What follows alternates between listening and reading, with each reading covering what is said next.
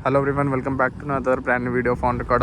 आज हम owners review लेने वाले हैं KTM ड्यूक 390 का। पहले भाई अपना नाम बताओ। मेरा नाम दीपक है। तो भाई ओन करते हैं इस बाइक को, KTM ड्यूक 390। भाई ये कौन से सेगमेंट की बाइक्स होती हैं? सुपर बाइक्स तो इनको नहीं बोलेंगे, 390 सीसी का इंजन है इनके अंदर। तो ये आती है बेबी सुपर बाइक्स के सेगमेंट में। अच्छा, इनको बोलते हैं बेबी स्ट्रीट फाइटर। अच्छा स्ट्रीट फाइटर है मतलब बेसिकली है। हाँ, जैसे अपनी मतलब ये नेकेड बाइक जैसी लग रही है, जैसे जो FZ वगैरह होती हैं, जो नॉर्मल बाइक्स आती हैं उनकी तरह ही लग रही है, मतलब जिनके पार्ट्स वगैरह दिख रहे हैं, चेसी वगैरह पूरी दिख रही है। तो नेकेड बाइक हम इसको बोल सकते हैं लेमैन लैंग्वेज में। हाँ बोल सकते हैं इनको नेकेड बाइक, बट पावर के मुकाबले में FZ इनके सामने कुछ नहीं है। हाँ वो तो है ही। FZ इनकी भी बेबी है। तो वो करीब 43 PS का, मतलब 43 bhp का पावर निकाल के देती है ये। और मतलब 390 सीसी की ये माइलेज कितना निकाल के देती होगी फिर?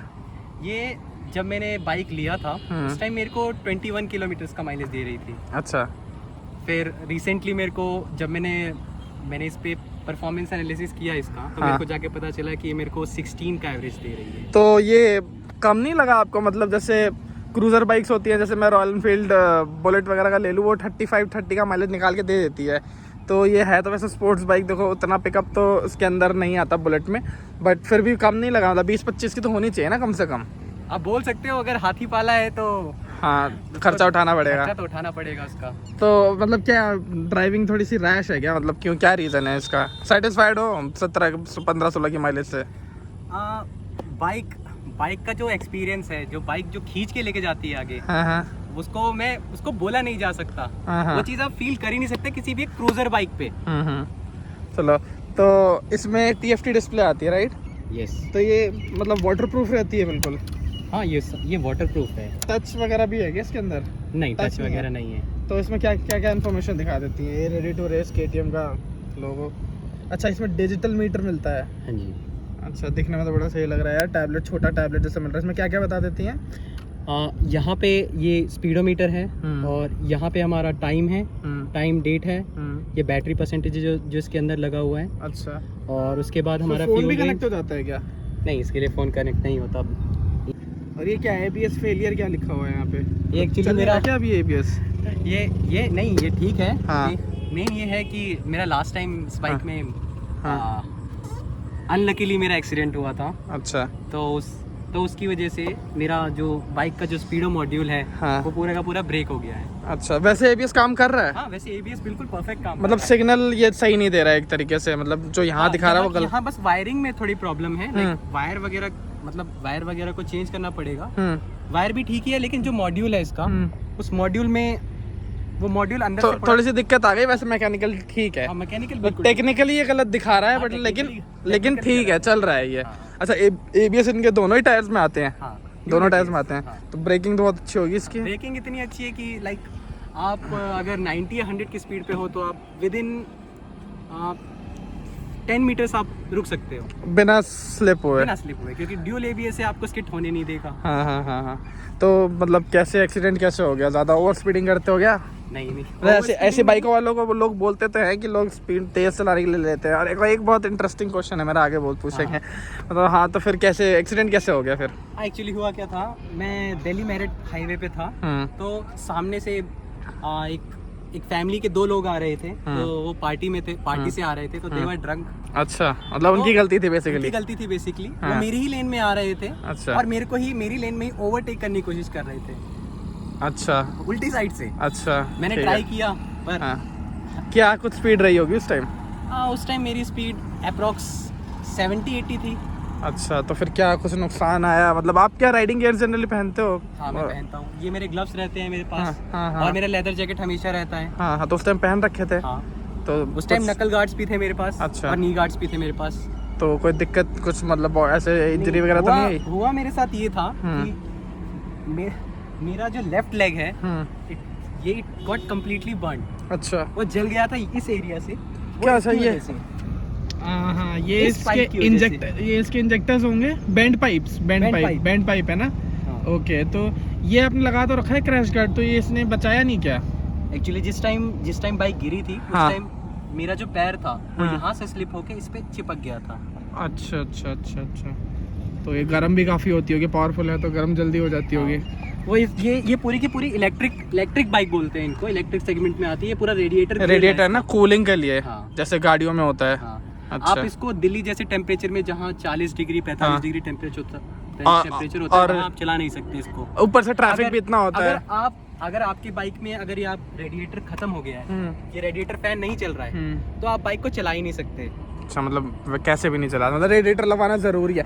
हीट हो जाएगा इंजन बेसिकली, आपका पैर चिकन लेग बन जाएगा। तो बेसिकली इंजन हीट हो जाएगा जैसे गाड़ियों में होता है। तो इंजन रेडिएटर काम करना जरूरी है। पर इस बाइक में ये फायदा है कि अगर आपकी बाइक एक्सट्रीम हीट भी हो जाएगी तो आपके इंजन को 1% भी नुकसान नहीं होगा, क्योंकि ऑटो कट हो जाता है, बंद हो जाएगी बाइक। ओके, कूलेंट वगैरह भी डलता होगा फिर इसके अंदर? डलता है। अच्छा, तो कूलेंट का यहाँ से हम इंजेक्ट करते हैं। अच्छा, यहाँ से कूलेंट डलता है। तो बाइक में क्या नुकसान आया फिर उस टाइम? क्या कुछ स्पीड रही होगी उस टाइम?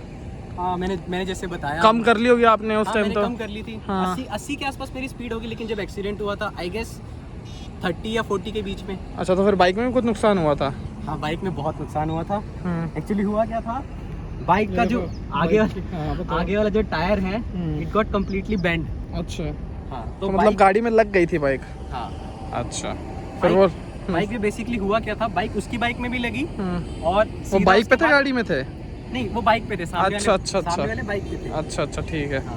उसके बाद क्या हुआ कि ये जो रिम है मेरी, ये रिम मेरी गिरने के बाद मेरी किस्मत इतनी बेकार, मेरी बाइक मेरे से छूट के डिवाइडर पे जाके चली गई। अच्छा। तो उसकी वजह से क्या हुआ, जो मेरा डिस्क प्लेट है वो भी पूरा बेंड हो चुका था। अच्छा, तो फिर क्या लगता है, मतलब जो बिल्ड क्वालिटी है वो बेकार लगी क्या इसकी? नहीं, बिल्ड क्वालिटी बेकार मतलब 30-40 की स्पीड में इतना हो गया, वो उससे सेटिस्फाइड हो? मतलब इतना डैमेज बनता है क्या 30-40 की स्पीड में कि ये रिम वगैरह भी मुड़ जाए? नहीं, ऐसा तो नहीं है, लेकिन जहाँ पे लगी है उस चीज़ की मैं कोई गारंटी ले सकता। अगर आप चल रहे हो 30-40 की स्पीड में, आप किसी से क्रैश हो रहे हो, अगर वो 50-60 की स्पीड में आ रहा है तो इनडायरेक्टली आपकी स्पीड 80 हो चुकी है, दोनों एक साथ ही चिपक रहे हो। अच्छा, तो ये इसकी अगर मैं मेंटेनेंस वगैरह की बात करूँ तो कितने कुछ की सर्विस कहाँ से हो रही है इसकी? इसकी सर्विस होती है KTM मायापुरी से। KTM से ही हो रही है? अच्छा, कैसी रहती है इनकी सर्विस? मतलब इसकी सिंगल सर्विसिंग का कॉस्ट पड़ता है 3100। 3000 बेसिक सर्विस। और पार्ट्स वगैरह कैसे हैं इसके? थोड़े से महंगे, मतलब महंगे हैं सस्ते हैं? मतलब अगर हम कंपेयर करें कावासाकी से। कावासाकी और इनके पार्ट्स सिमिलर प्राइस रेंज के आते हैं। बाकी ये है कि लाइक इसका जो मेंटेनेंस है और कार का मेंटेनेंस है, और कार मतलब छोटी कार बोल सकते हैं, जो कि कॉम्पैक्ट फैमिली कार। हाँ, मतलब छोटी गाड़ियाँ स्विफ्ट ऑल्टो इन सब की जो 2-3 हज़ार की जिनके, वैसा है इनका। या तो उनसे भी ऊपर पहुंच जाती है इसका जो मेंटेनेंस पड़ता है। ठीक है। तो अभी मतलब ये जो कंपनी है, मतलब कावासाकी, KTM, ये सारी क्या बजाज के अंडर ही है क्या, या बजाज के साथ है? क्या है इनका मतलब? KTM अलग कोई कंपनी? मैंने देखा है कई सारे बजाज के नीचे KTM लिखा होता है। पहले जो था, पहले ऑस्ट्रेलियन ब्रांड था, सेपरेट ब्रांड था पहले। हाँ। KTM जो था। हाँ। अब क्या हुआ, इंडिया में आने के बाद इनकी ओनरशिप ले लिया बजाज वालों ने। अच्छा। तो इसकी जो RC है उस पर लिखा हुआ है बजाज KTM। अच्छा, मतलब है ये बजाज की बाइक। कावासाकी भी बजाज की हैं, जब कावासाकी पहले आती थी वो भी बजाज की हैं? नहीं, पहले वो सारी जापानीज कंपनी इंडिया में आके सब इंडियन मैन्युफैक्चरर जो उनमें थोड़े से पार्ट्स डाल रहे हैं, उनको बस बेचने के लिए they are using their name. तो UP 32 नंबर की क्या कहानी है, जब दिल्ली में रहकर लखनऊ का नंबर कैसे लिया हुआ है? हाँ, इसकी बहुत अच्छी कहानी है। एक्चुअली हम दोस्त लोग घूम रहे थे। हम बेसिकली हल्द्वानी, लखनऊ वगैरह घूमते रहते हैं। तो मैं अपने दोस्त के साथ था, तो मैंने देखा लोग बाइक लेके घूम रहे थे। तो ऐसी आपस में बातें हुई, तो मेरे को भी बाइक लेने का मन था, क्योंकि मेरे दोस्त के पास ऑलरेडी एक अपाची RR 310 है। तो और हमें स्टार्टिंग से ही स्पोर्ट्स बाइक लेने का ही मन था क्या? हाँ, स्टार्टिंग से। क्रूजर में मजा नहीं आता, क्रूजर में नींद आ जाती है। अच्छा, मैं समझ गया। इतनी कंफर्टेबल होती है, पर ये बोलना नहीं चाहता जिनके पास क्रूजर है। लेकिन क्रूजर में मतलब लाइक आप इतने कंफर्टेबल हो जाते हो कि आप अटेंटिव नहीं रह पाते ज़्यादा टाइम तक। अच्छा, तो इसमें क्या हाथ में दर्द, शोल्डर स्प्रेन वगैरह कुछ नहीं आता इसके अंदर लंबे राइड्स पे? लंबे राइड पे ऑफ कोर्स आएगा, आपको रुकना पड़ेगा, नहीं तो फिर आपके शोल्डर्स, आपको फील ही नहीं होगा कि आपके शोल्डर्स हैं। और इनका जो सिटिंग पोस्चर है वो आपको बैक पेन दे सकता है अगर आप कंटिन्यूसली 200 किलोमीटर से ऊपर तक चलाएंगे। तो UP 32 कैसे मिला फिर? मैं लखनऊ में था अपने दोस्त के साथ। हम बिरयानी खा रहे थे वहाँ की फेमस। हमने वहाँ पे बाइक देखी, तो मेरा भी मन हुआ। तो फिर मैंने अपने दोस्त को बोला कि एक काम करते हैं, हम भी एक बाइक खरीदते हैं। प्रियोन लेकर आए थे? हाँ ये प्री ओन्ड है। अच्छा ठीक है, तो मतलब वहाँ पे पसंद आ गई, डीलर वगैरह से ली थी या किसी डीलर से लिया था। अच्छा डीलर से ली थी, तो कितने तक की पड़ी थी ये 210 की पड़ी थी। अच्छा जब मैंने लिया था सही था प्राइस आपके हिसाब से? हाँ मेरे हिसाब से प्राइस सही था, क्योंकि उसमें उस टाइम यहाँ पे जब मेरे को नई बाइक मिली थी, हाँ। तब जो आप यहाँ पे जो यहाँ पे स्टॉक देख रहे हो, स्टॉक एग्जॉस्ट, यहाँ पे स्टॉक एग्जॉस्ट बिल्कुल नहीं था। यहाँ पे एक्रोफोबिक का एग्जॉस्ट लगा हुआ था 40,000 का। अच्छा 40,000 प्राइसिंग आती है उसकी। अच्छा और नई बाइक कितने तक की आती थी उस टाइम? उस टाइम जो नई बाइक थी वो वैसे जो शोरूम में जो उसका प्राइस है वो 290 है, पर आपको शोरूम से आउट आते आते आपको 325 के आसपास का पड़ जाता है। ऑन रोड 3.25 की पड़ती थी। अच्छा तो कितना टाइम हो गया ये बाइक लिए हुए? ये बाइक मैंने लिया था लास्ट ईयर अगस्त में, मतलब 1 साल हो गया एक साल ऑलमोस्ट होने वाला है। कितनी चला दी और कितने पे ली थी? ये मैंने लिया था अप्रॉक्स जब ये था 7,000 के आसपास। किलोमीटर्स कहाँ दिखाते हैं टोटल? ये रहा, ये दिखा रहा है 10,605 किलोमीटर। ठीक है, मतलब 3,000 किलोमीटर चलाई है। हाँ। 1 साल में। मतलब बेसिकली ट्रिप्स मारने के लिए ली हुई है, ट्रिप्स के लिए और अपने दोस्तों के साथ एक चिल राइड के लिए। तो अब अगर इसमें जब इतना नुकसान हो गया है ये सारी छोटे छोटे, तो फिर क्या सोचा है? इसको अपडेट वगैरह करने का सोचा है या अभी यही चलानी है? अभी जब तक ये इसमें जान है मैं चलाऊंगा। इसके साथ बहुत सारी यादें जुड़ी हुई है, तो जब तक। तो लॉन्गेस्ट राइड कितनी दूर करी है इससे? इससे मैंने सोलो राइड किया था दिल्ली टू हल्द्वानी और हल्द्वानी से दिल्ली वापस। तो it was like 350 kilometre up and 350 kilometre down, 700 kilometres. और टॉप स्पीड कितने चली गई थी ये इसका टॉप स्पीड का मेरे पास GoPro में मेरे पास रिकॉर्डेड है। It is 168 kilometre. 168 kilometre per hour चली जाती है ये विदाउट एनी वाइब्रेशन? हाँ विदाउट एनी वाइब्रेशन। और रहता है ऐसा मतलब कॉन्फिडेंस की नई बाइक को कुछ नहीं होगा, रुक जाएगी अगर रोकना चाहूँ तो? हाँ ABS पे पूरा भरोसा है मेरे को। हाँ जब मैंने स्टार्टिंग में लिया था तो मेरे को बहुत मज़ा आ रहा था। मतलब लाइक अब किसी बच्चे को एक खिलौना दे दोगे तो शुरुआत में तो खेलना चाहेगा ही। अब हमारे जैसे लोगों के लिए तो यही खिलौना है। तो इसको बहुत प्यार से रखता था। जब मेरे को भगाने का मन करता था तो मेरे को शुरुआत में दिक्कतें आई इसके साथ। लाइक मेरी बॉडी कंफर्टेबल नहीं हो पाई, क्योंकि बाइक में पावर कुछ ज़्यादा ही है। अच्छा। तो पहले मैंने इसको अपने कंफर्ट जोन में लेके आया इसको। फिर उसके बाद से अब मेरे को कोई भी जर्क महसूस नहीं होता जब मैं इसको टॉप RPM पे। तो अगर मैं बोलूँ कि इसके 2 एडवांटेजेस और 2 डिसएडवांटेजेस बताओ तो फिर क्या रहेंगे? हाँ इसके दो एडवांटेजेस ये हैं कि लाइक अगर आप इसको निंजा 300 से, जो कि इसी के प्राइस सेगमेंट पे है, अगर आप उसको ड्रैग रेस में खींचते हो लाइक 120 किलोमीटर तक आपको दूर तक नहीं दिखेगी निंजा 300। अच्छा 120 किलोमीटर के बाद जो कि डिसएडवांटेज है, निंजा इसको पिकअप करके ले जाएगी, क्योंकि निंजा का जो RPM है वो 15,000 RPM है। ये 12,000 तक इसका जो RPM है वो 12,000 है। और ये मतलब पिकअप में आगे निकल जाती है उससे, पर टॉप स्पीड में वो आगे निकलेगी फिर। अच्छा और इसका एडवांटेज वही है, ये सिटी में आप उसको बोल सकते हैं स्ट्रीट फाइटर। तो आप कहीं पे भी अगर आपको कोई भी पिंच करता है किसी भी ट्रैफिक लाइट पे, या कोई आपको दोस्त पिंच करता है, कोई अपनी नई बाइक लेके आया है, वो आपके साथ कोई रेस करना चाहता है, या फिर आप इसको अपने फ्रेंड लोग को भी दे सकते हो। बेसिकली पिकअप फायदा है इसका। और डिसएडवांटेजेस क्या हैं, क्या लगती हैं इसकी? डिसएडवांटेजेस ये है कि इसका मेंटेनेंस बहुत ज़्यादा है।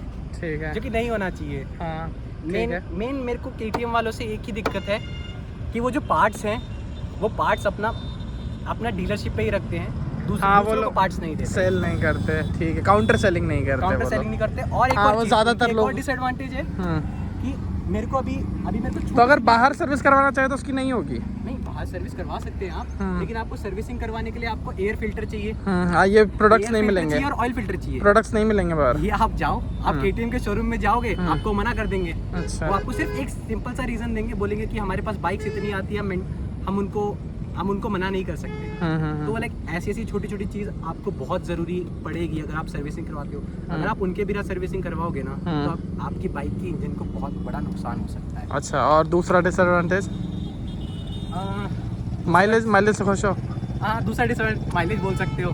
माइलेज जहाँ 100 रुपये लीटर है अभी तेल, तो वहाँ पे 15-16 का माइलेज निकाल के दे रही है। मतलब गाड़ी के खर्चे पे ही चल रही है ना। गाड़ी का भी इतना ही होता है, बाइक का भी उतना होता है। मेरे को लगता नहीं है कि लाइक मैं बाइक चलाता हूँ, मेरे को ऐसे ही लगता है कि मैं गाड़ी चला रहा हूँ। सेम फील आती है दोनों में। चलो चलो ठीक है फिर। ये था भाई का ओनरशिप रिव्यू 1 साल का 3000 किलोमीटर के साथ KTM ड्यूक 390 का। आई होप आपको वीडियो पसंद आई होगी। अगर आपको वीडियो पसंद आई तो वीडियो को लाइक कर देना, चैनल पर नया हो तो सब्सक्राइब कर देना। मिलते हैं आपसे नेक्स्ट वीडियो में, तब तक के लिए गुड बाय।